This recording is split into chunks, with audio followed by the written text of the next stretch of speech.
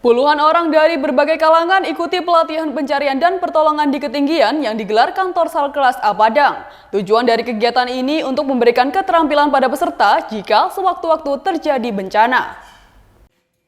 Sebanyak 50 orang dari berbagai kalangan dan instansi pemerintah ini mengikuti pelatihan pencarian dan pertolongan di ketinggian yang digelar instansi Sarkelas A Padang, Kota Padang, Sumatera Barat pada Jumat 24 November 2023. Pelatihan dibimbing langsung oleh sejumlah instruktur dari kantor Sarkelas A Padang dengan metode pencarian dan pertolongan di ketinggian. Anggit Mulyo Satoto, Kapusat SDM Basarnas RI menjelaskan, Basarnas memprioritaskan masyarakat di Provinsi Sumatera Barat mengikuti pelatihan ini karena Sumbar merupakan sumber atau marketnya bencana di Indonesia, seperti bencana gempa dan tsunami, tanah longsor dan banjir bandang, kecelakaan, dan lain-lainnya. Dengan adanya pelatihan pencarian dan pertolongan di ketinggian ini, diharapkan para peserta akan memiliki kemampuan dalam menjalankan tugasnya saat bencana terjadi. Selain itu, pada tahun 2024 mendatang, pelatihan pencarian dan pertolongan ini menjadi salah satu syarat menjadi PPPK.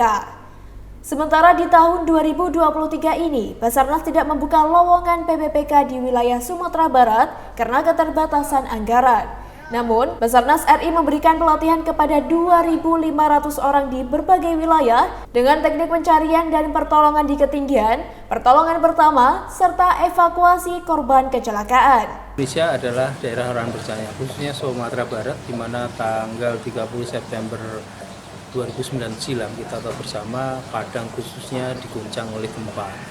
Selain itu, seperti disampaikan oleh Pak Wakil Gubernur bahwa Sumatera Barat adalah sumber atau market bencana juga di Indonesia dan sangat terkenal itu. Tidak hanya bencana gempa, tapi juga ada tanah longsor, ada tsunami, ada rontok ada sebagainya, banyak lagi. Itu sebabnya kami merasa perlu untuk memprioritaskan pelatihan bagi potensi masyarakat atau potensi saat ini di wilayah Sumatera Barat, sehingga kemampuan rekan-rekan potensi ini untuk siap menghadapi ke situasi yang tidak nyaman tadi, bagi khususnya untuk pertolongan kepada masyarakat. Demikian. Dari Basarnas P3K Rescuer untuk tahun 2023 ini Basarnas tidak mendapatkan alokasi, namun demikian kami berupaya untuk berkolaborasi dengan dinas kementerian lembaga terkait yang saat ini sedang merekrut, karena Basarnas merupakan pembina untuk seluruh profesi rescuer, jabatan fungsional rescuer. Kami melakukan seleksi untuk tahun 2023 ini, dan tahun depan kami akan mengajukan untuk rescuer Basarnas itu sendiri, termasuk juga P3K untuk jabatan yang lain.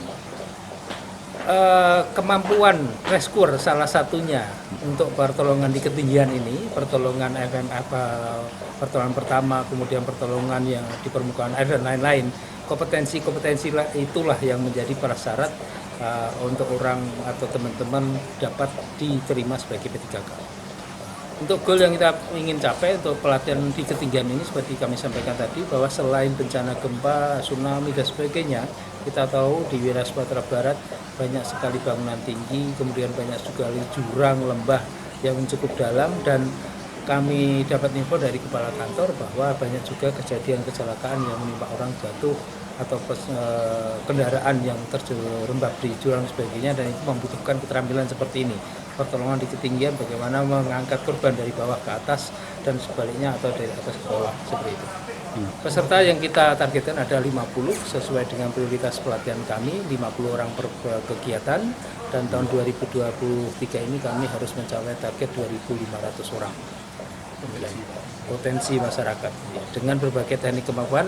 Untuk yang saat ini kita laksanakan 50 orang di pertolongan ketinggian, di tempat lain kami laksanakan di permukaan air, dan tempat lain sesuai dengan tanah di wilayah masing-masing. Kami mengundang se-Sumatera Barat karena wilayah kerja kami adalah se-Sumatera Barat untuk di Kantor Padang ini. Jadi kami tidak hanya Kota Padang saja, tapi juga kabupaten kota yang lain.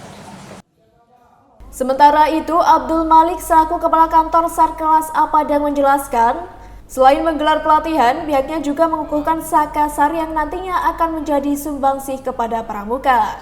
Nantinya, mereka bisa memberikan ilmu dasar SAR kepada pramuka tentang pencarian dan pertolongan. Untuk sakasar ini kami baru dikukuhkan oleh Pak Kakak Kuarda Jadi harapannya adalah setelah kini dikukuhkan, kami akan berkolaborasi dengan Pramuka dan memberikan sumbangsi kepada Pramuka tentang pencarian dan pertolongan. Tentunya adik-adik Pramuka nanti akan kita bina tentang ilmu-ilmu SAR, ilmu-ilmu tentang pencarian dan evakuasi untuk menolong orang. Gorilla ini adalah teknik dari kemampuan gunung, rimba, dan hutan. Ya kan? Jadi sekarang ini dulunya kita tidak ada kurikulum memberikan materi-materi ini kepada adik-adik Pramuka, namun saat ini sudah ada kurikulum yang akan bisa kita berikan dan bisa dipahami dari tingkatan dari pendidikan adik-adik Pramuka tersebut.